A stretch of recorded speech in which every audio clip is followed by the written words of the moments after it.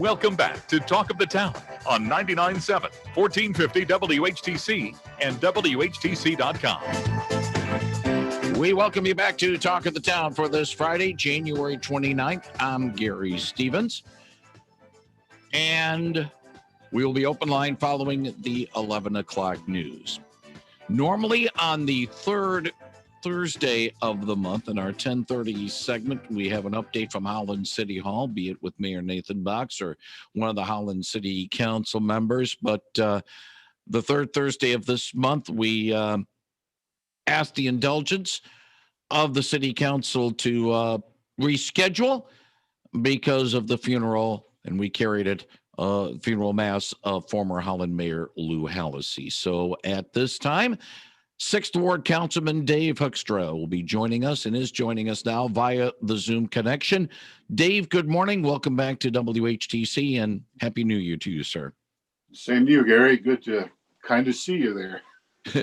It sounds good. And you're obviously Lou Hallisey was mayor before you stepped on board with the Holland City Council, but he had been a figure in Holland civic events for a number of years, even after his term as mayor.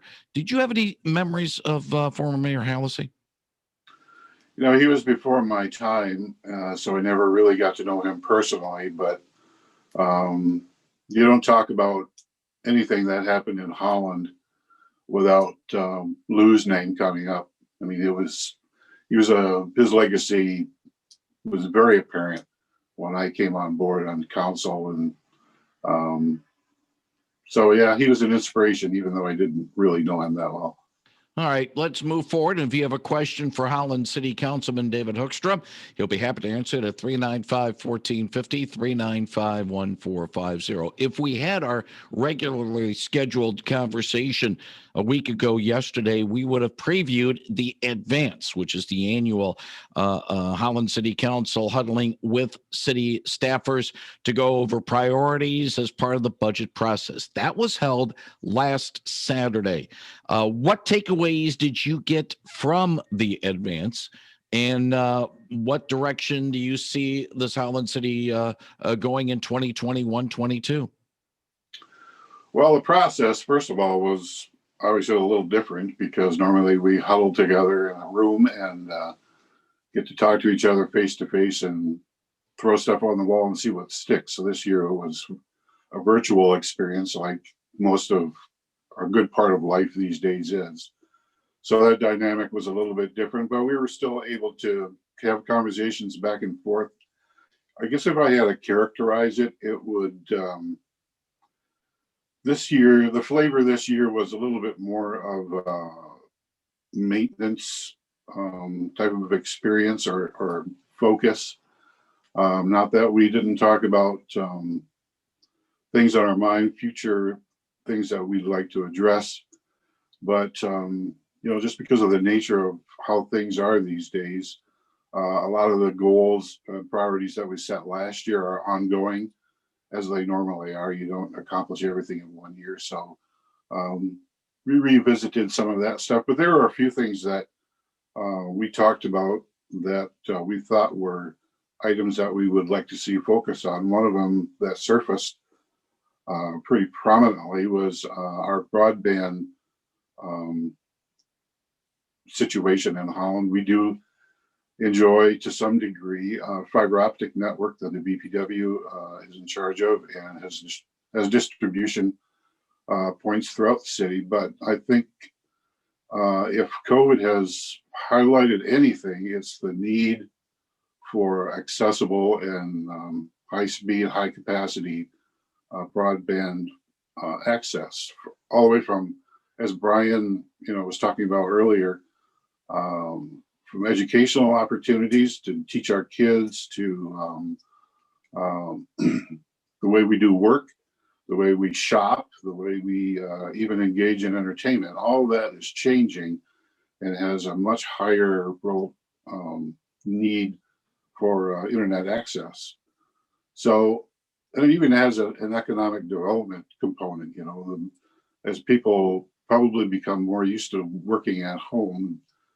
the availability of high-speed internet is going to be more and more important. And if we can get ahead of that more than we are right now, even though the BPW's got some very, very intelligent and high-capacity people working on this, we'd like to, at least I, speaking personally, would like to see that move ahead a little more quickly and start talking about what the elements are in hopefully rolling out fiber internet access to the entire city. That was one thing. Another thing that came up was a planning process for our, what I would call our near north downtown area. That would be a window on the waterfront, you know, that sort of area there. That's all been part of the waterfront development conversations. But I think there's a unique opportunity as we talk about affordable housing, whatever that means, more accessible housing.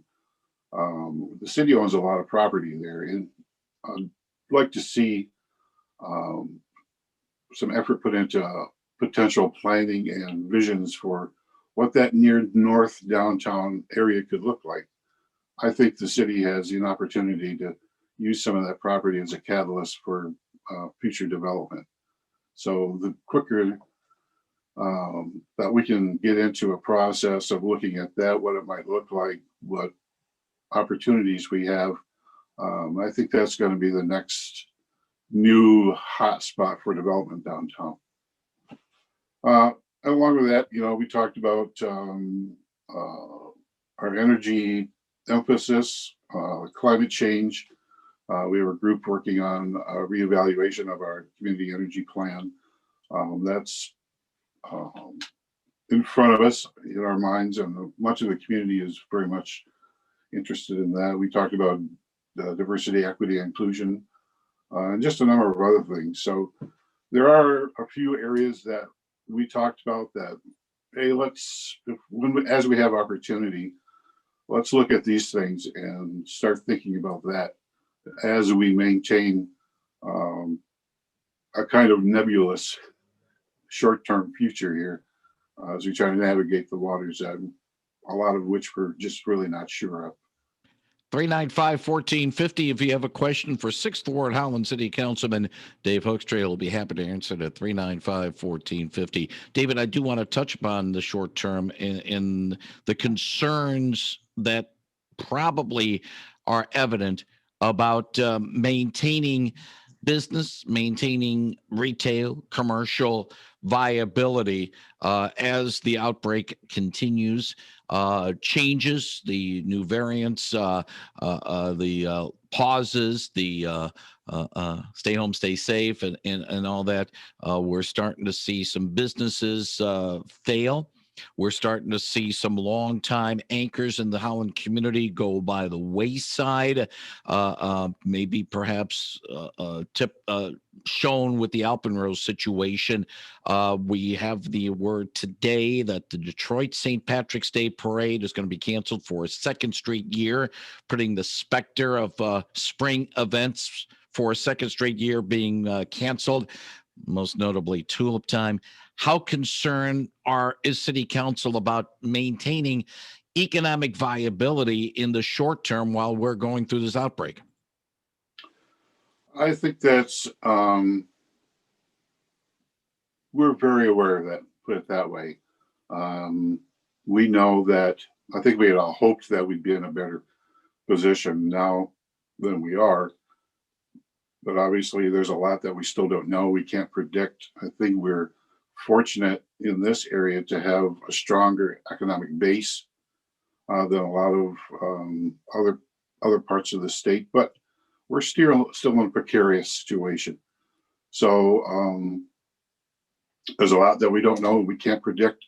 I think we're doing everything that we can to try to support the business community. We hope that the situation improves so that restaurants and those sorts of operations can open up and resume business.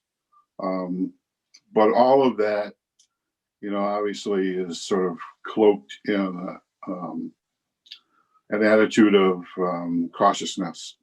we're looking at our city budget, obviously not knowing exactly what the revenue is going to look like. We think it's going to be fairly steady, but we want to be cautious about that and sort of craft the budget to reflect that cautious approach. We're hoping for the best, but there's just a lot that we don't know. We have to prepare for that. 395-1450. Let's get to a call. Good morning. You're on the line with Holland City Councilman Dave Hoekstra. Well, good morning, Mr. Stevens. Good morning, Mr. Hoekstra. You do a fantastic job for the people of Holland, Michigan. I got concerned about the Wind and the Waterfront Park. I think you should rename it Peace Park and put some tennis courts here, some shuffleboard courts, perhaps an outdoor pool and parking space close to the river, Lake Mecklenburg, and so forth, and make it available for people to enjoy for the public. It's really, the area I know smells when we go across the Union Bridge, we can smell the odor from the sewage treatment plant. I think you should plant some nice evergreen trees just east of the sewage plant and make that into a nice park for the public, and it would help the downtown area and our Tulip Time Festival in May. So thank you. Have a good day. Thank you very much for the call. 395-1450, 395-1450. Let's get to another call, David. Good morning. You're on the line with Holland City Councilman Dave Hoekstra. I just wonder what they were talking about, changing Centennial Park around. Changing Centennial Park? Right. I don't know if that's on the table, David, of any changes. What are you concerned about the changes, caller? Well, they're going to talk about changing, doing something to Centennial Park. How come I'm getting an echo off your phone? Because we had the mono thing pushed on. It was our fault, sir. We sincerely apologize. Oh, okay. So all right, but I just, they were going to put something up to city council or something about changing Centennial Park around. That's what I wanted to know. All right, let's see if we can get David's response on that. Is that a viability thing or what, David? I haven't heard anything about it. Yeah, I think what the caller is referring to is that there's efforts in place right now to do sort of a master plan for Centennial Park. And that's an effort to take a look at how that park is used. And part of that is sort of fueled by this greenhouse that we've got sitting down at the end of Central Avenue and State Street. And what to do with that. There's some very historic aspects connected with that greenhouse. And one suggestion was that a portion of that, the more historically significant portion of that greenhouse, be placed in Centennial Park. So the idea is to take a look at the Centennial Park as a whole and try to understand what's appropriate there, what's not appropriate, hopefully to inform a decision about what to do with the greenhouse. So I think that's what the caller is referring to. Let's get to another call before we get to a break. Good morning. You're on the line with Holland City Councilman Dave Hoekstra. Good morning. I think that I just was listening as he was speaking about the greenhouse. I think that is such a great idea. My other comment is kind of goes back to the call before that about the smell from our water treatment plant. And if you contact anybody there, they're not accountable to us for anything, so they don't bother to answer. But it just seems strange to me. We vacation often in Fort Lauderdale and a lot of other hot places. And one place we stay is very close to a treatment plant, and it never, ever smells like the whole downtown area smells from ours. So there has to be a way that does not happen. In a place as cold as Michigan, we all know that smells are worse in the heat. And I don't know. I'm wondering how we could get some accountability from the people that run that to actually maybe look into that. All right. Appreciate the call on this comment, and we'll get Dave's response. Dave? Yeah, the BPW does a lot to try to mitigate those odors. Unfortunately, given the nature of the material that is the primary subject of that operation, sometimes those odors escape. One thing the project they have in the works now is the construction of what's called a digester. And hopefully that's going to address a lot of the solid waste byproducts that they end up with. But hopefully that will also go quite a long ways in helping to mitigate those odors. The other thing though, Dave, is the fact that, to be honest with you, I'm not certain whether or not Dave Hoekstra and the people at the BPW can be sort of charged with not being responsive to the public. I always thought that the BPW is a little bit more responsive than, say, some other utilities are responsive. Well, I think they are. I don't know, what that particular caller's experience is, but when it comes to power outages, they're second to none in responsive that way. I think if folks have concerns, a call to BPW is generally responded to pretty quickly. So, give them a call. Or we'll give them a call. Which, of course, the BPW is answerable to the Holland City Council as a public utility because, the rates you guys have to, sign off on them, and they're responsible in that regard. Good morning. You're on the line with Holland City Councilman Dave Hoekstra. Yeah, hi. Regards to moving the greenhouse, I think the logical place to move would be Windmill Island, seeing how there is a large segment of people who come there for the tour, the flowers, and the garden. It would make sense that would be a good place to put it if you could find a dry spot.